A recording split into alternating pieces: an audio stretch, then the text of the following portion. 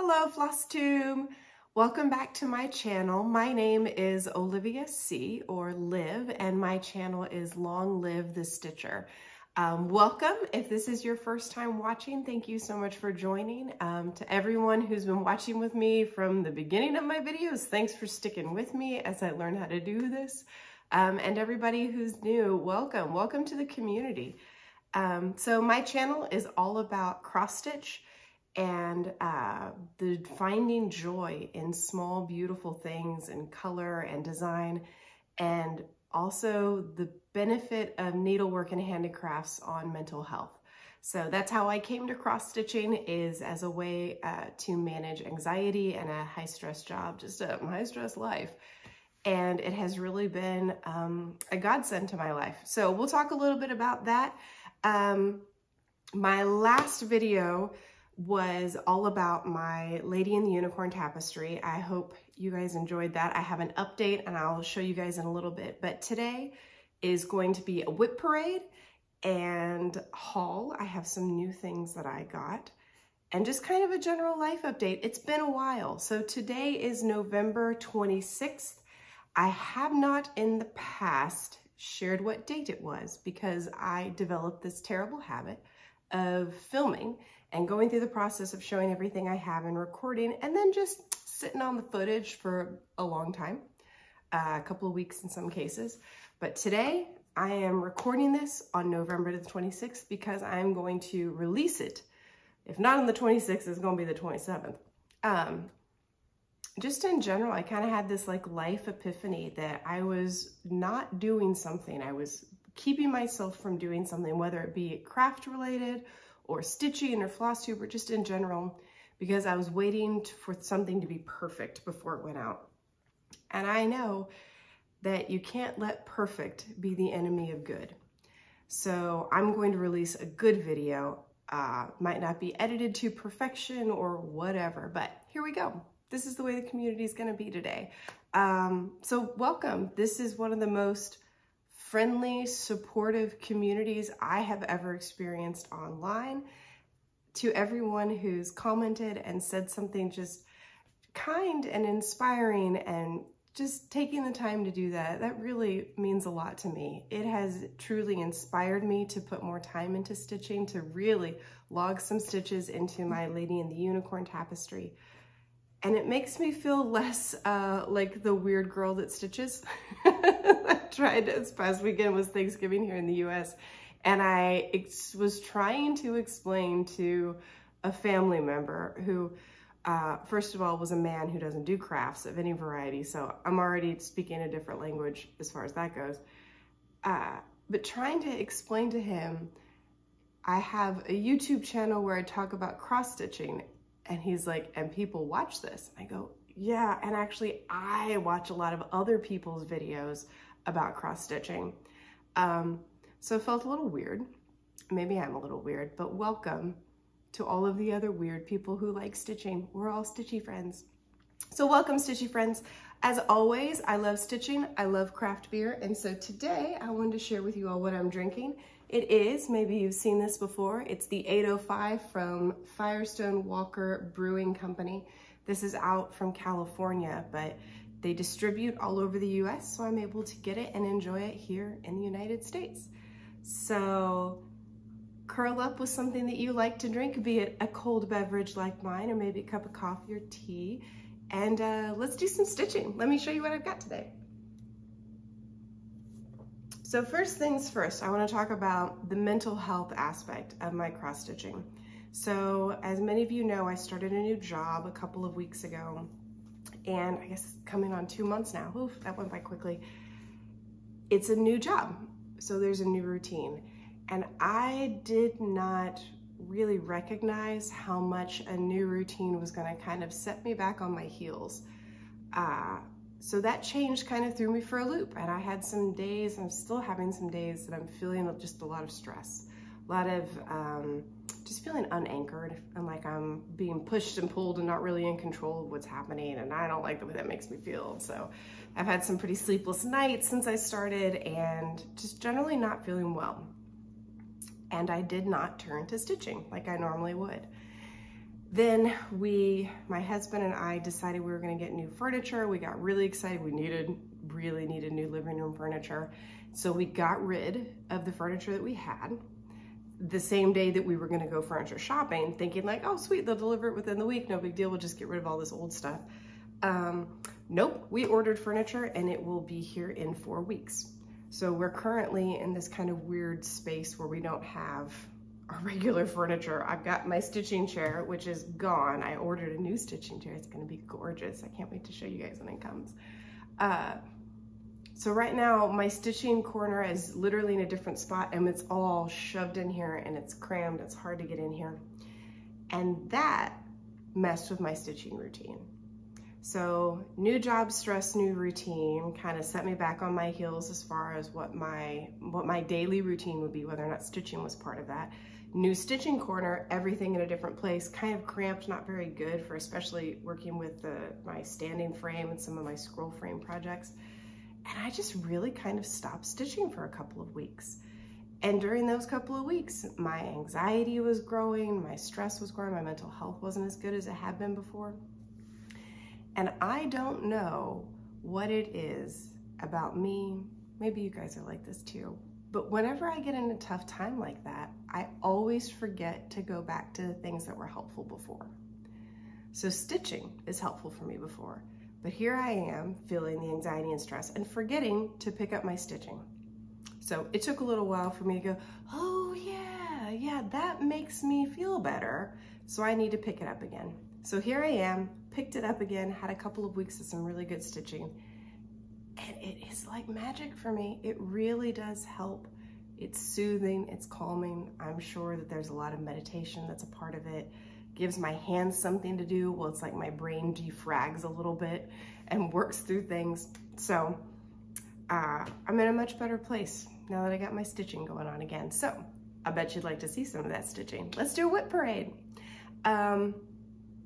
So first things first, I have a finish. I have one finish. I don't think I showed this before, but I'm gonna show it to you now. If it's a repeat, forgive me, just like quick a little go through on that one. But this is from the Just Cross Stitch magazine. I got this at my local LNS, which is Creative Stitches in Dallas. And I just love this pattern. Let's see if I can get it so there's not a glare, but it's called Visitors to My Garden. And this cross stitch was designed by Gane Uyan of Turquoise Graphics and Designs. And I just absolutely loved the bugs. I thought they were so cute. I like bugs. And here is my finished project. Ta-da!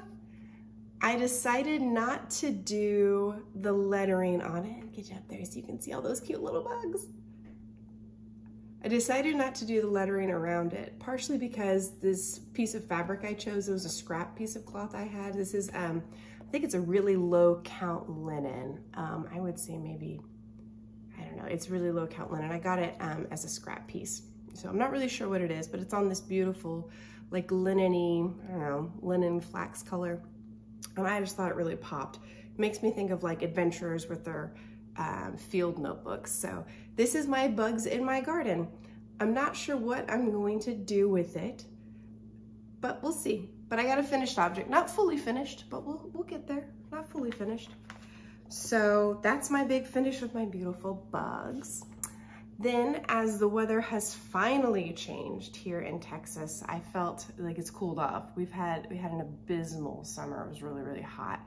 So there were a few projects I didn't want to stitch on because they were fall colors, and I was like, that's just like rubbing salt in the wound as I'm dealing with 115 degrees outside. So I picked up one of my fall stitches. So this was my first linen project that I decided to do. I picked up this pattern at Creative Stitches and Gifts. It is by Heartstrings. Oh, so I couldn't read that for a second. It's from Heartstrings Samplery. And it says, it's the coffee bean sampler. It says in there, the coffee bean is my birthstone, and truer words were never spoken for me. I did the DMC conversion. They were using a couple of different flosses that I hadn't heard of. So I did the DMC conversion and I did some stitching on it. And here she is. I have just a little bit of, I started wanting to do just the border, right? Thought, okay, I'll just do all the border and then fill it in. Well, I was having trouble with that, with having to move the hoop, and I just hate putting a hoop over stitches, especially because I was new to linen and didn't know how the stitches were gonna hold. But I got a new scroll frame, and so I'm gonna put this puppy in a scroll frame here in a little bit. But I really enjoyed the lettering. Oh, fun fact, as I'm learning how to stitch on linen and learning, just reading this particular pattern, for some reason it's a little wonky in my brain. It's kind of small. It's kind of small. I have had to frog every single one of these letters. That is a do-over on all of them, every single one. So that was a little extra work, but we're getting there. I'm learning with each one. And then I have my William Morris needle minder that I love so much. It's a Strawberry Thief. So that is this one. Let's see. And like I said, I'm doing the DMC conversion. It's on 28 count Castell Platinum China White linen. My first linen piece, and here I am now stitching on a number of linen things. So there is always growth opportunities, aren't there? The next project I'm gonna show you guys is, and I'm gonna include a picture right here of what it's supposed to look like, but this is the Georgia O'Keeffe mini art that I started and kitted up in one of my last videos. So I'm doing this on, is I think really cheap, just like 14 count white Aida. I'm doing it with the DMC floss, called for DMC floss. This pattern is from Cross Stitch Obsession, and I purchased it on Etsy. And this is my progress so far. You can kind of see the edges of the poppy. This is called the O'Keeffe poppy. You can kind of see the edges of the poppy coming through and then pulling down here. So my husband and I just went on a little weekend trip a couple of weeks ago, and this was my travel stitch that I took with me. So I kitted it up, put it in my Q-snap, and had it all ready to go. Between this stitching and then the stitching I did when I went to the UK, and then another work trip, and I'll talk about that stitching here in just a second, I've done a lot of travel stitching and have figured out a pretty good process for how to kit up and have ease of access when you're stitching, especially thinking about airplane stitching and you're like stuffed in there and like, you know, you can't be pulling things all this way, and you just gotta kind of keep it low and tight. So I'm gonna be making a little mini video on like top 5 travel tips or something. So stay tuned, friends, stay tuned. Are you guys stitching when you travel? Do you guys enjoy doing that too? Yeah, but I'm really liking the way this comes out. It's a real quick stitch. I only spent maybe an hour or two, not much, well, probably more than that. But yeah, not even a whole flight. So it's going really well. I'm really enjoying it. Georgia O'Keeffe is one of my favorite painters too, favorite artists. She's one of those people that just had an inspiring life, the way she thinks about life. Okay, next up is my bees design. This one was one I started back in August, again from the Just Cross Stitch magazine. This is the original pattern. So it came with a set of 3, and I'm gonna do all 3. These bees, they're cute as hell, and I just need all 3 of them. But I started with this little guy up here to make a bookmark for me. I'd never made something for myself before, and I just decided I was going to. I was gonna have a fully finished object that was useful and cute, and it was gonna be these bees. So let me show you where I'm at with the bees. Here we are. Their little beehive came together, and I've got little bee bodies for the most part, and then this is like a honeycomb. So I have not yet done the back stitching on this. That'll kind of make it all to come together. It's one of those patterns that really needs the back stitching to show the connectivity in the image. And kind of, I'm thinking those little bees are gonna pop once we get the back stitching on them. So yep, that's my bees. I can't remember who did this pattern. I'll have to find it. Oh, here we go. It's from the Just Cross Stitch magazine from the August 2021, that's how we say that, 2021 issue. and it's designed by Anna Pavlik. I used the called for DMC. It's a very simple, easy pattern to follow with that. And then I stitched it on this scrap Aida. I think it's a 16 count Aida. And it worked really well. I'm just absolutely digging this like oatmeal color. See if you guys can kind of see this like patterning different colors that are in this Aida. I absolutely love it.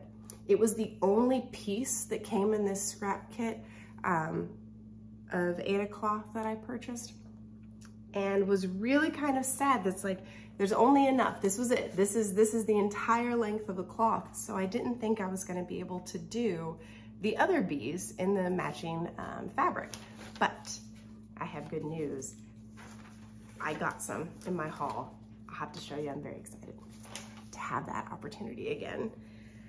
So my next piece I want to show you comes with a little bit of a preface. Somebody commented on my bookmark, when I was showing my bookmark finishes, that they enjoyed the fact that I shared the things that didn't go so well or didn't finish out as well as I wanted, just as much as I did the things that I thought turned out really beautiful. Well, friends, we are learning together. I have quite a few mistakes I can share with you this video. And one of them is the stitching that I did when I went on my big travels. So I went to the UK, had a fabulous time, fell in love with England. There's no other way about it. I fell in love with England and Scotland. And I took Scotland and English themed stitching. So I did a pattern from May Morris, who is the daughter of William Morris, who's a very famous British artist. There's a lot of cross stitch of William Morris designs. But I saw this design on Etsy. So it's the May Morris flower pot. It's designed by Annette Swartzmiller. I purchased this on Etsy from her. It's an online pattern, just using the called for DMC, and I'm stitching it on 16 count antique white Aida that I purchased from everybody's favorite online supplier, 123 Stitch. So it's a pretty big design. I think the finished design is going to be 12 inches by 12 inches. So we're talking, I mean, it's a decently sized design. So I have a decently sized piece of fabric.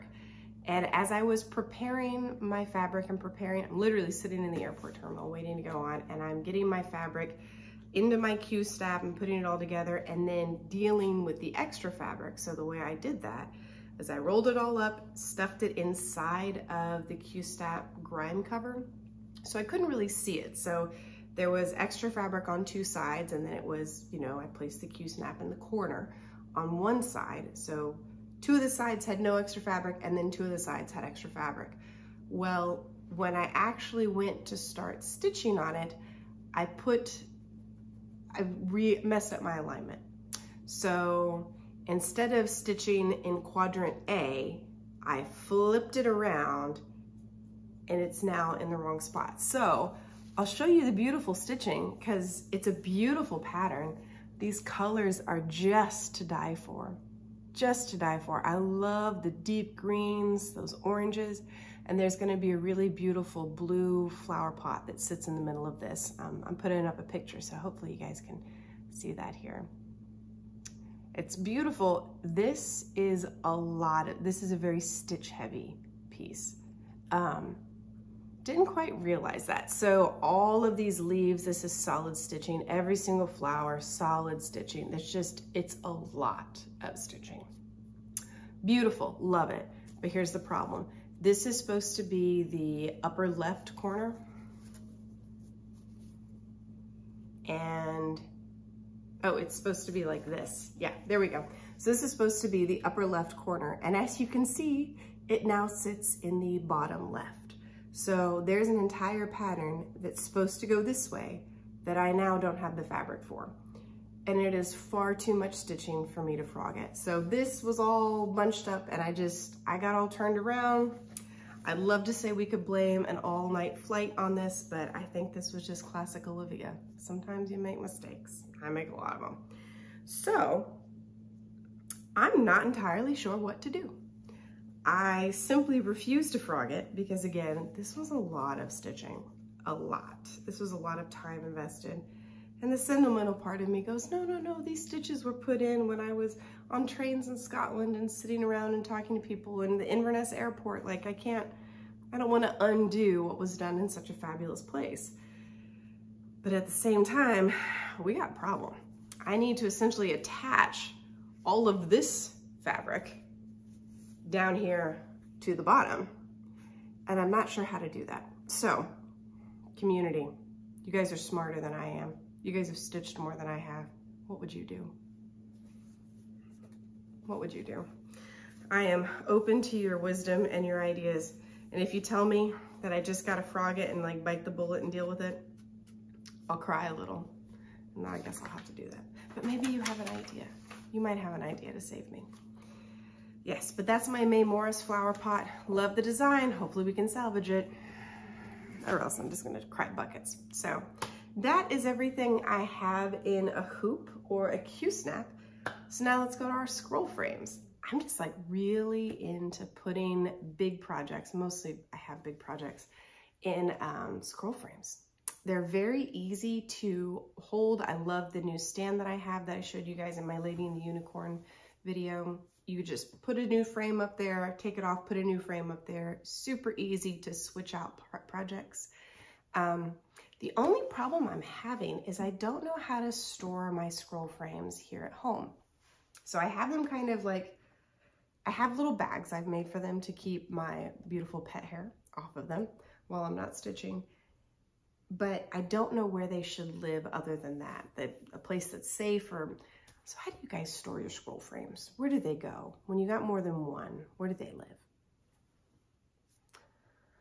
So first up is the Take Me to the Sea pattern. Yet again, this is a Just Cross Stitch magazine. I started this one in August, that time that I was just like, let's do 3 starts all in one day and just go for it. It was hotter than Hades then, and so this beautiful image of something in the sea just really spoke to me. So this is the Take Me to the Sea design. It was designed by Doreen Jones of Doreen Jones Cross Stitch, and I'm using the called for DMC on Charles Craft linen. It's 28 count linen. See, I'm stitching on linen more. And this linen I actually just bought at Michael's, just like in the scroll. So here she is. Here's Take Me to the Sea. You can see I've got most of the scroll frame. And since I last showed you this, guys, here I am. I've stitched a lot on this, like the sky, which are just very stitch heavy and lots of one color at a time. So it's kind of dull, but I livened it up halfway through and went ahead and stitched the sailboat, which I just absolutely love. So once we get more of this going through, we're about to get to some waves here, and then we'll get down to like the whale and all the undersea stuff. So I am enjoying this stitch a lot. It just is so crisp. This is pure white linen, the Charles Craft linen, and I think it just pops. I think it looks really clean, very beachy. It's very beachy. But I haven't been as excited about this project now that it's colder.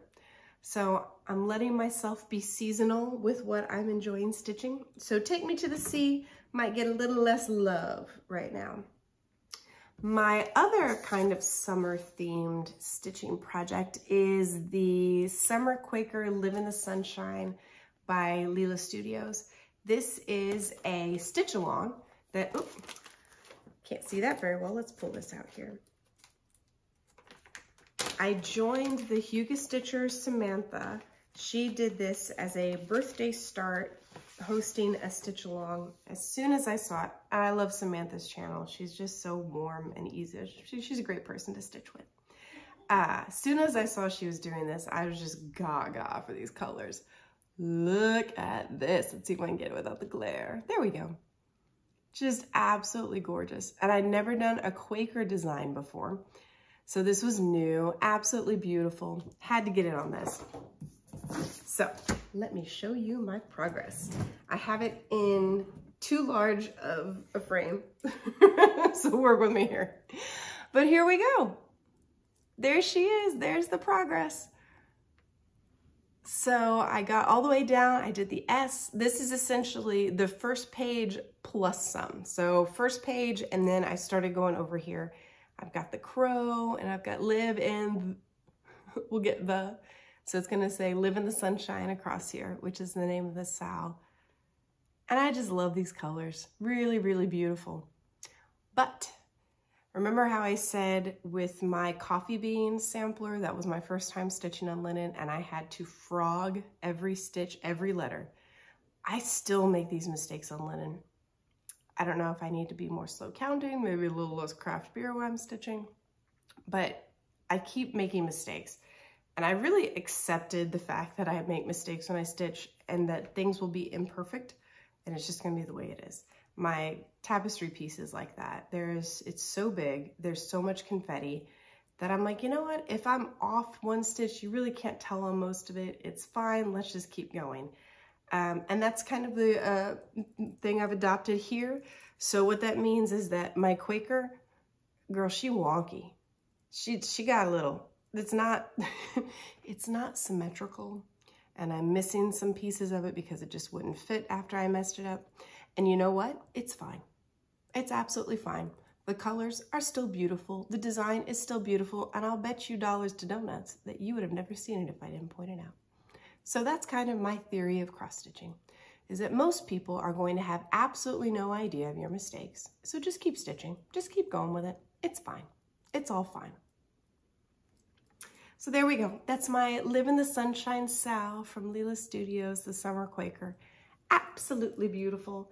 I need to figure out what to do here though. So this frame is like, this is massive. And the actual project itself is gonna go to about right here. So I have all this extra fabric that I've got doubled up over. It's making a mess. My tension is just non-existent. As far as like fabric tension, you can see it's like billowing out here. It was not working. So I'm gonna have to figure out what to do there. Take it apart and put it back together somewhat. Some such activity. Okay, so last but not least, let's talk about, I'll show you my tapestry, my Lady and the Unicorn. This is the newest, most recent love of my life. Here she is. So in the video, I'm pretty sure I showed you I had just started in this section. And I've just been so inspired to keep working on this. So we've got over a couple more sections here. So that reflects about, 4,000 additional stitches that have gone in this thing. And we now have a lion. Check it. You see that lion? That is a lion that was designed in an original tapestry by someone who I guarantee you had never seen a lion in their life. So believe it or not, folks, that's a lion. That is a medieval lion. You can still kind of see, like, this is the lady's dress here. This is an organ. Here's the other lady, and then it keeps going. But here we are. This is the progress. I'll put up a picture so you can kind of see what it looked like. So we have to address the elephant in the room, and it's not the medieval idea of what a lion looks like. It's these parked threads. So this is a lot more parked threads than I've ever had in the past. I had a kind of come to Jesus, I'm tired of dealing with this organization mess that I have. So in the last video, when I showed you my project, I spent a significant amount of time on a 30-minute video talking through how I organize all of the threads for this project. So there are 100 individual colors. The majority of those are blended colors, blended thread colors, which means that each symbol is one strand of a color combined with a strand of another color. It's how you get some of the beautiful effects, why it looks so delicate, and there's subtle color changes in here. But you have a lot of threads to work with, a lot of threads. And in addition to having my multiple boxes of bobbins, as well as this, let me pull something in frame over here, this bag of homemade floss away colors where I put some of the colors that I just frankly was tired of bobbinating. That literally is how this happened. I was so tired of winding bobbin after bobbin after bobbin. I just couldn't anymore. I said I can't. So we've got floss away bags, homemade. And then I realized that I would stitch on a particular color. It would be the particular symbol. and then it wouldn't be in any of the adjacent blocks. So what am I doing with this now blended color that frankly takes time to pull the two different colors, combine them, and I didn't want to just like unpull them and put them back on the bobbin like, ugh. So I started creating this system of, and I'll see if I can pull this in frame. I totally forgot to even show you this, which is how wild this whole organization is. It's an entire rolling cart of drawers. So it's a cart of drawers that are like this. One of these, you may have seen something like this before. But literally every single drawer is filled up with additional bags that hold whatever scrap of that blended color floss I have left over. And so there's just, I mean, it's full. This entire thing is full of the 100 different colors of the blended floss. So what would happen is when I would go to start stitching, I would pull up my pattern and go, okay, well, this color and this color. Before I pull something from a bobbin, let me go to my crazy cart system and see if I have a scrap of that. And if that scrap is enough to meet the needs of whatever, how many stitches of that particular symbol are in this section, yada, yada. I was spending a lot of time pulling threads, going through organizing here, and then once I take something out of a bag, putting the bag back in, and I mean, it was causing a lot of problems. So I was really noticing that the parked threads, if I had a thread that was parked, once I did the sections where I was working through my parked threads, I was going like gangbusters. I was cranking it out. We're talking like 300 stitches in a day, cranking it out. It was gorgeous, making such progress on this huge monster. And then once I was done with my parked threads and I was going back to pulling threads, that took so much time. And it took so much time because I was first checking to see if I had it in my catalog system here. I'm over it. We are saying goodbye to the beast. I am working through all of the saved flosses that I have here, the saved pulled colors here. And so instead, what I am doing is I am parking like a mad woman here. If it is within a couple of inches, I am parking it, I'm pulling it through, and I am parking it. So that also means that I am starting stitching like I normally wouldn't have carried over below, but we're letting those threads carry. The back is going to be more of a problem, but I really hate to break this to you. The back was already going to be a problem. It's messy AF. And I really just decided I was done with the pulling, the taking the time, that I wanted to make more progress on this. And so we are just parking like a mad woman now. And that is why I have all of these crazy parked threads. I'm going to have to get more little hair clips because it just keeps growing. And that's great, because as soon as I get down to this section, I'm going to have the majority of the colored threads already there, already parked, and I can just start whipping it through. And that is exciting, my friends. Hopefully next time you see this, you'll see a lot more progress because of all my beautiful parked threads that are there ready for me to go. That is one of the skills that I learned when I started this project, parking threads. Highly recommend, highly, highly recommend. But I would say, whatever you do, make it the system that works for you. So instead of a very strict parked thread system, sorry, I'm trying to get these things to balance so they're safe. I'm telling you, I need some scroll frame storage solutions. I am eager to see what you smart people do. You got to make it work for you. So I used very much a hybrid version of parked threads and cross country. The back is messy. It's going to be interesting when we send that off to the framers. But you know what? I'd rather have something that I finish a year earlier. Because that's when we're talking these big projects, we speak in years. I'd rather finish it a year earlier and have a messy back than keep fooling with an organization system that just wasn't working. So we are cutting our losses, saying goodbye to the monster cart that is literally an additional piece of furniture that was part of my stitching corner. It's gonna be so much more smooth. We got streamlined process now. Okay, haul. So I don't always have things that I'm purchasing, but right now I'm kind of in this phase where I have more than one project going at a time, which is kind of new for me. And I'm really enjoying it. And I also really enjoy getting the bug of saying, oh, I'm going to start something new, and then going to my little crafting corner storage and being able to start. So I like having threads. I like having fabric on hand. I like having the tools like hoops and scroll frames and blah, blah, blah, ready to go. I'm kind of building it up. So I had an opportunity to, first we're doing my British haul. I had such a great time stitching and being in a place that has such history of stitching. I was really drawing on what I've learned from Dr. Christie and her medieval history of embroidery and cross stitch.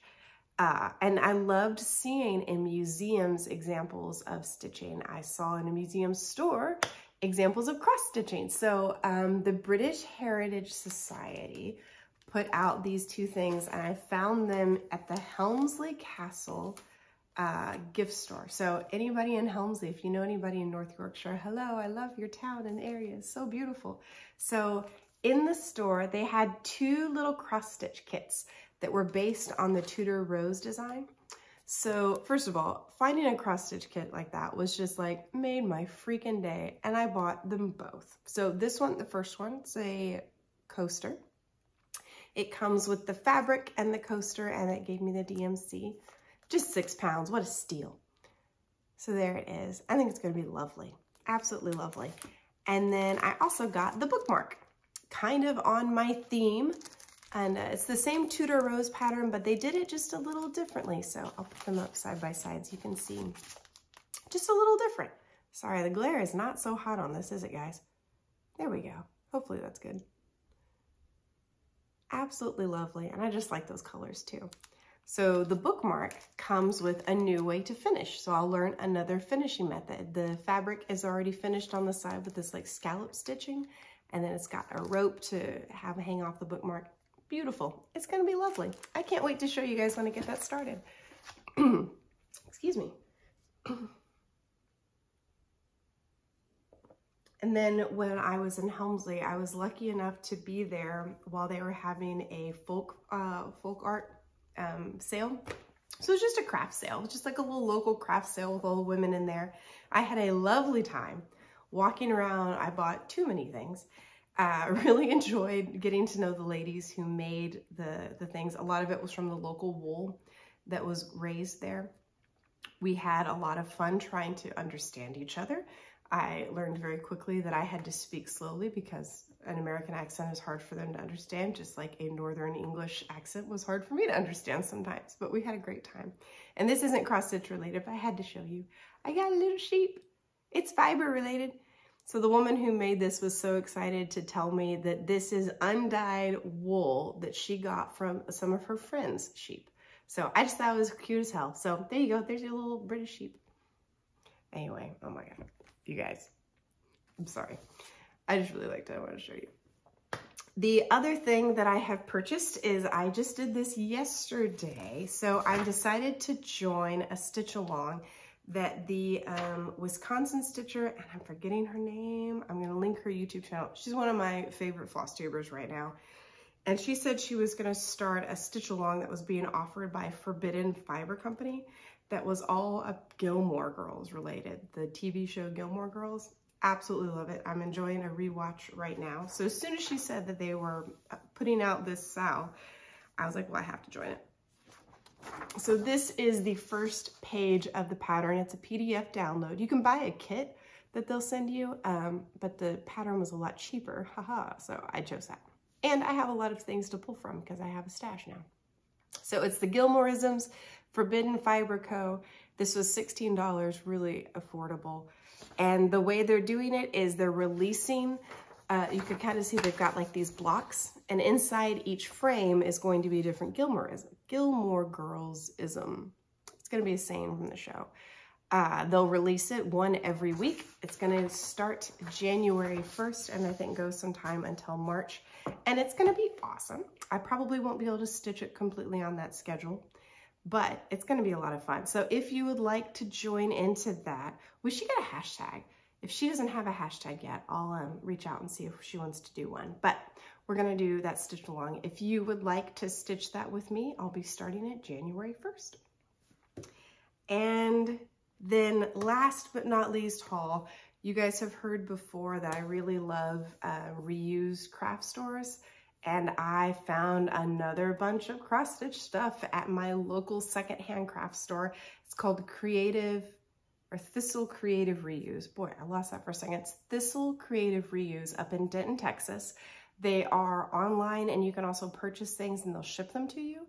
I love to go in there and pick up things that I order online because then I get to walk around and see what other cross-stitchy things they have. They posted a massive find. Somebody had donated a bunch of vintage DMC floss, and I just got some of it.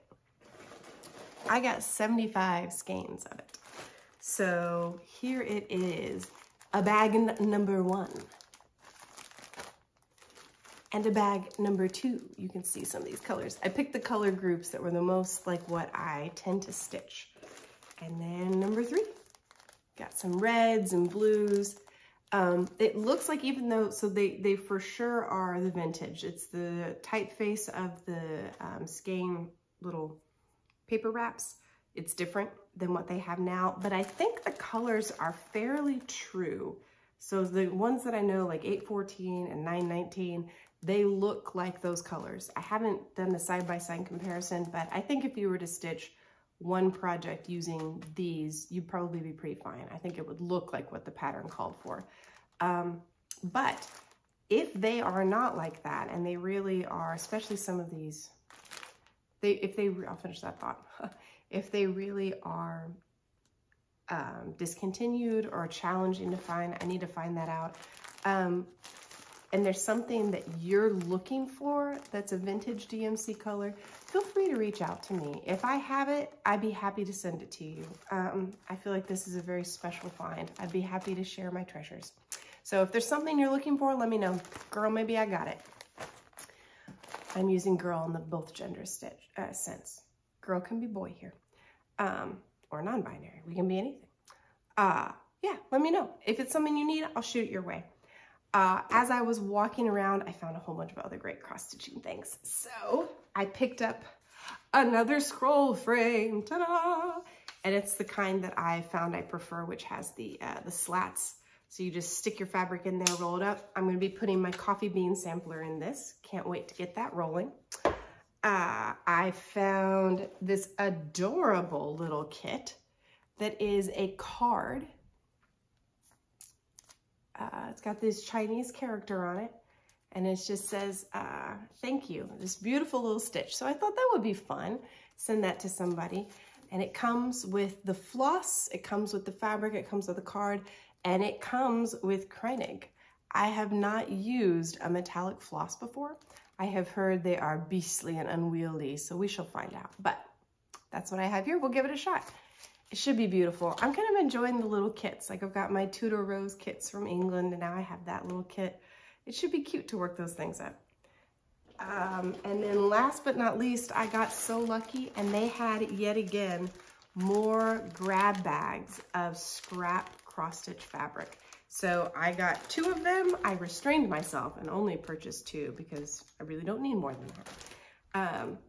But it is just chock to the brim, filled with Aida. Some of it's pretty high count Aida, some low count Aida, all different colors. Like there's this really nice gray piece in here. There is some linen, not a lot. It is mostly Aida, but there's another piece of that beautiful oatmeal color Aida that I did the bees on.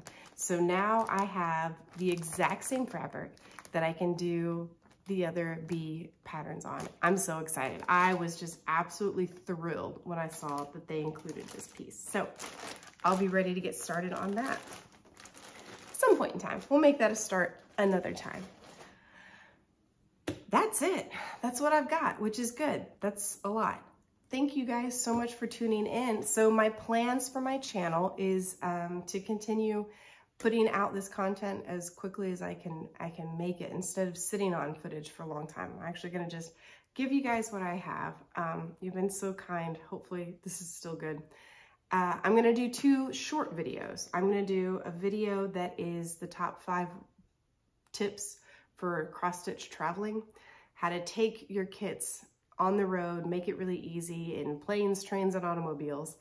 I'm also going to do a detailed review of my new cross stitch stand. A lot of people had questions about it from my Lady in the Unicorn video, and I think it's worthwhile kind of showing you guys all the bells and whistles of it, walking through what I like about it, if I would change anything, which they're not really anything I would change. I wish it was like, could fit in my pocket. It's huge. It is huge. It is literally like a piece of furniture in my house. But it's great. It's really useful. So I'm going to go through how it works, how it's adjustable, how I'm using it, so everybody can have a chance to see that. But let me know what you're stitching on. Tell me what you've got going on. Hit me up on Instagram. It's the same name as my channel here, Long Live the Stitcher, L-I-V, no E on that live. And we'll see you guys there. Y'all take care of yourself now.